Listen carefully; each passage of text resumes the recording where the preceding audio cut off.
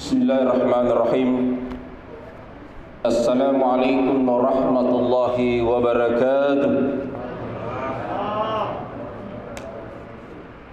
Alhamdulillahilladzi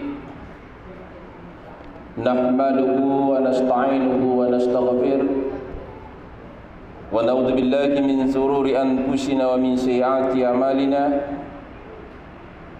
Man yahdihillahu fala mudilla lahu wa man yudlil fala hadiya lahu. Asyhadu an la ilaha illallah wahdahu la syarika lahu wa asyhadu anna Muhammadan abduhu wa rasuluh.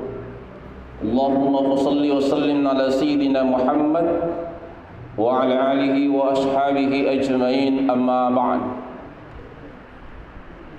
Jemaah tarawih yang sama-sama dimuliakan, dirahmati dan diberkati oleh Allah Subhanahu wa taala. Marilah senantiasa memuji Allah Subhanahu wa taala sebagai wujud kecintaan kita, ketakwaan kita kepada Allah Subhanahu wa taala. Begitu juga marilah senantiasa bersalawat kepada Rasulullah sallallahu alaihi wasallam sebagai wujud kecintaan kita kepada Rasulullah sallallahu alaihi wasallam. Dan insyaallah siapa yang cinta kepada Rasulullah, siapa yang cinta dengan sunnah-sunnah Rasulullah, itulah yang akan dijamin bersama Rasulullah dalam surga kenikmatannya Allah Subhanahu wa taala. Jemaah tarawih yang sama dimuliakan oleh Allah. Adapun judul ceramah yang saya akan sampaikan pada kesempatan ini adalah menyongsong bulan suci Ramadan. Apa persiapan kita menghadapi bulan suci Ramadan? Dan apa jaminan Allah dan Rasul bagi yang berpuasa dan mendirikan salat tarawih pada bulan suci Ramadan? Perbedaan di luar bulan suci Ramadan. Kalau kita bermuamalah, satu amalan yang kita lakukan, satu huruf Al-Quran yang kita baca di luar bulan suci Ramadan, satu huruf itu satu pahala. Kalau di dalam bulan suci Ramadan, satu huruf Al-Quran yang kita baca itu dilipat gandakan oleh Allah Subhanahu wa taala 700 kali lipat. Baru memasuki bulan suci Ramadan, belum kita mendirikan salat, belum berpuasa pada bulan suci Ramadan, Rasulullah sallallahu alaihi wasallam menegaskan di dalam sabdanya, "Man fariya bidukhuli Ramadan, harramallahu jasadin 'alan nira." Barang siapa bergembira dengan datangnya bulan suci Ramadan, maka diharamkan jasadnya, tubuhnya disentuh oleh api neraka. Siapa itu yang bergembira dengan datangnya bulan suci Ramadan? Yang hadir pada malam pertama bulan suci Ramadan. Maka sangat beruntung yang hadir pada kesempatan ini, yang mendapat jaminan dari Allah dan Rasulullah sallallahu alaihi wasallam, diharamkan jasad kita disentuh oleh api neraka. Dan celaka orang yang diberikan kesehatan jasmani dan rohani pada malam pertama Ramadan, tidak bergembira dengan datangnya bulan suci Ramadan, dengan tidak hadirnya menjemput bulan suci Ramadan, dengan mengawali, dengan memasuki dengan salat Isya secara berjamaah dan dilanjutkan dengan salat tarawih secara berjamaah. Di hadis lain dijelaskan, "Man qama ramadanan imanan wa ihtisaban ghufira lahu ma taqaddama min zambi." Barang siapa menghidupkan malam-malam Ramadan dengan salat tarawih,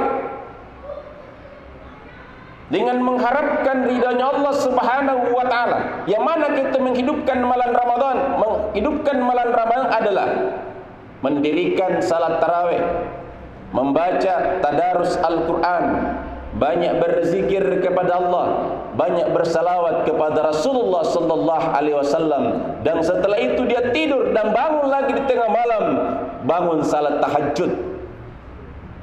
itulah yang dijamin oleh Allah Subhanahu wa taala diampuni dosanya yang telah lalu. Jadi kita sudah diharamkan jasad kita oleh Allah Subhanahu wa taala disentuh oleh api neraka. Yang kedua, yang menghidupkan malam-malam Ramadan itu diampuni dosa-dosanya yang telah lalu.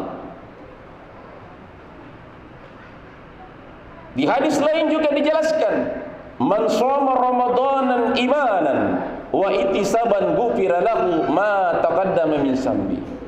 Barang siapa berpuasa pada bulan suci Ramadan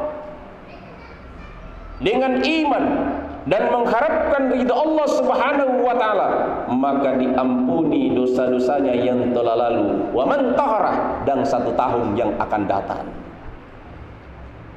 Beruntung orang yang mendapatkan bulan suci Ramadan. Maka kita bersyukur, kita sujud syukur kepada Allah Subhanahu wa taala. Banyak saudara seiman dan sekeyakinan kita ingin sekali mendapatkan bulan suci Ramadan, tetapi dia kembali kepada Allah Subhanahu wa taala sebelum memasuki bulan suci Ramadan. Inilah satu keuntungan. Maka mari kita pergunakan di sujud terakhir sebentar. Kita minta kepada Allah Subhanahu wa taala, kita berniat untuk berpuasa sebulan penuh. Jadi inilah namanya niat reserve. Tahu niat reserve itu kita sudah berniat 1 bulan penuh. Jadi kalau kita lupa berniat ketika kita mau berpuasa, sudah ada niat awal di Ramadan. Jemaah yang sama dimuliakan oleh Allah. Jadi kita berniat. Apalagi kita mohon kepada Allah. Kan di dalam bulan suci Ramadan ini doa mustajab, doanya dikabulkan oleh Allah Subhanahu wa taala. Maka kita berdoa kepada Allah, ya Allah berikan kami kesehatan jasmani dan kesehatan rohani untuk menjalankan ibadah di dalam bulan suci Ramadan, dan saya mendapatkan lagi Ramadan yang akan datang. Siapa yang berdoa di bulan suci Ramadan itu langsung dijabah oleh Allah Subhanahu wa taala. Maka perbanyak doa kita di dalam bulan suci Ramadan. Terkhusus doa yang pertama kita minta bukan harta, bukan kekayaan, bukan pangkat, tetapi yang pertama kita minta adalah sehat jasmani dan sehat rohani. Itu pertama kita minta. Baru yang kita minta adalah dicukupkan rezeki kita oleh Allah Subhanahu wa taala. Dan yang ketiga kita minta dimatikan di dalam Islam, mampu mengucapkan di ujung akhir hidup kita la ilaha illallah Muhammadur Rasulullah. Jemaah yang sama dimuliakan oleh Allah. Di dalam bulan suci Ramadan ini semua dinilai ibadah. Naumus shaimu ibadah, tidurnya saja orang berpuasa dinilai ibadah. Diamnya orang berpuasa dinilai tasbih. Tidak banyak bicara yang tidak masuk, yang tidak bermanfaat di dalam bulan suci Ramadan, sering gosip, itu dinilai ibadah.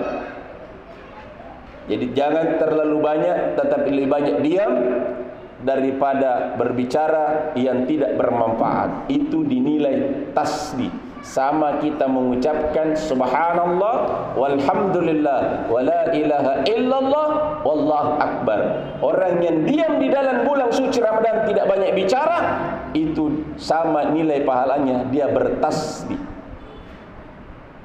Jadi doanya mustajab orang berpuasa, amal ibadahnya dilipat gandakan oleh Allah Subhanahu wa taala.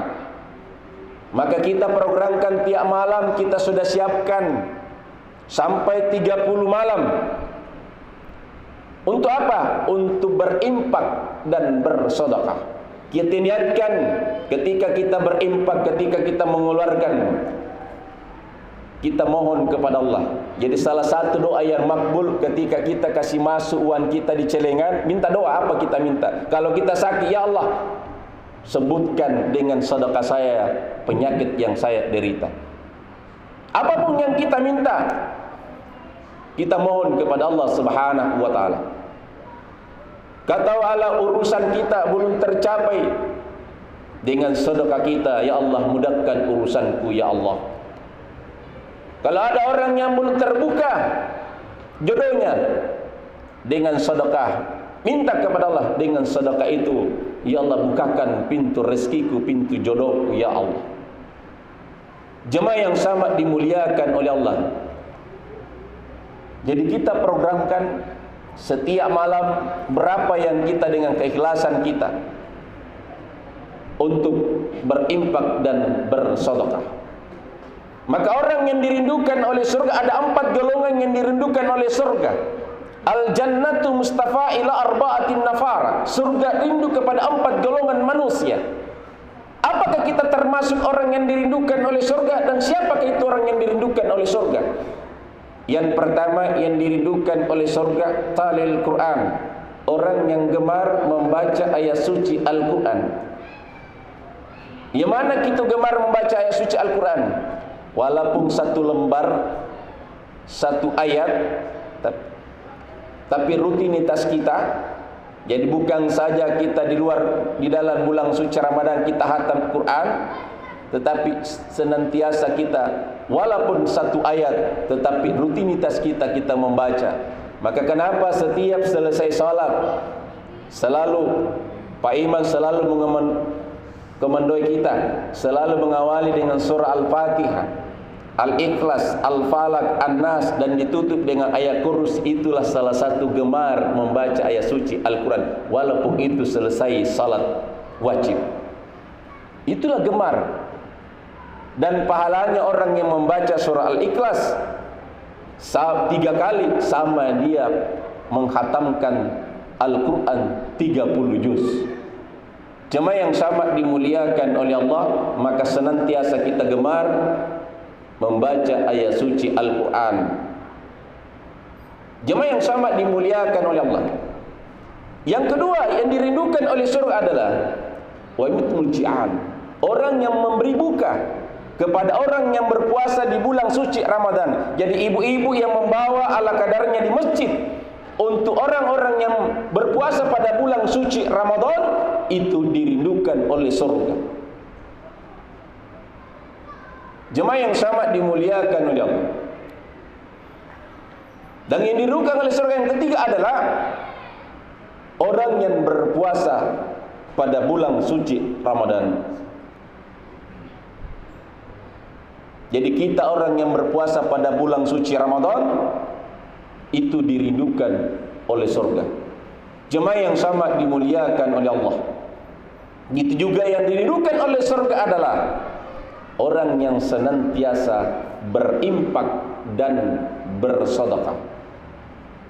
Jadi kalau kita mau dirindukan oleh surga, beri talil Quran, senantiasa memberi buka orang yang berpuasa, dan kita berpuasa pada bulan suci Ramadan dan gemar berimpak dan bersedekah. Itulah yang dirindukan oleh surga. Jemaah yang sangat dimuliakan oleh Allah. Maka marilah kita bermohon kepada Allah Subhanahu wa taala.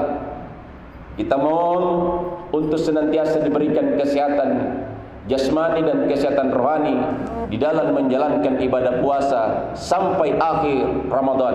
Karena Ramadan ini dibagi 3. Di malam awal Ramadan sampai 10 Ramadan itu adalah rahmah, kasih sayang Allah diberikan kepada kita semua tanpa terkecuali. Malam ke-11 sampai malam ke-20 Ramadan adalah malam maghfirah, malam pengampunan. Semua dosa-dosa kita diampuni oleh Allah Subhanahu wa taala. Disinilah banyak kita beristighfar, membaca astaghfirullahaladzim wa atubu ilaih. Malam ke-21 sampai akhir Ramadan adalah malam finalis. Malam finalis itqun minan nar, pembebasan dari api neraka. Jamaah yang sama dimuliakan oleh Allah. Olehnya itu untuk meraih bebas dari api neraka, diampuni dosa kita, dikasihi dan disayangi oleh Allah, marilah tidak pernah alpa di awal Ramadan sampai akhir Ramadan. Dan kita mohon di penghujungnya kita keluar di bulan suci Ramadan seperti bayi yang dilahirkan oleh ibunya tanpa memiliki dosa. Itulah yang kita harapkan, itulah yang dikatakan kembali fitri, kembali suci, Karena apa? Sudah dihapus dosa-dosa kita oleh Allah Subhanahu wa taala. Terkecuali dosa yang tidak diampuni di bulan suci Ramadan, dosa kepada kedua orang tua kita. Jadi kalau kita berdosa kepada orang tua kita dan selama orang tua belum memaafkan kita, maka dosa kita belum terampuni. Yang kedua, dosa yang tidak diampuni adalah dosa syirik kepada Allah, memperduakan Allah. Di samping kita nyembah Allah, ada juga yang kita sembah selain daripada Allah. Sebelum taubatan nasuha, Allah Maha Ghafur, Allah Maha Pengampun, Allah menerima taubat kita. Kalau kita pernah syirik kepada Allah, maka disitulah kita mohon ampun kepada Allah. Dan kalau kita berdosa kepada kedua orang tua kita, datangi orang tua kita untuk mau minta ridhonya. Ridha Allah wa fil ridha walidain. Ridhonya Allah tergantung kepada ridhonya kedua orang tua kita. Demikian apa yang saya sampaikan. Mudah-mudahan ada manfaatnya. Wallahu muwaffiq ila aqwamit thariq. Assalamualaikum warahmatullahi wabarakatuh.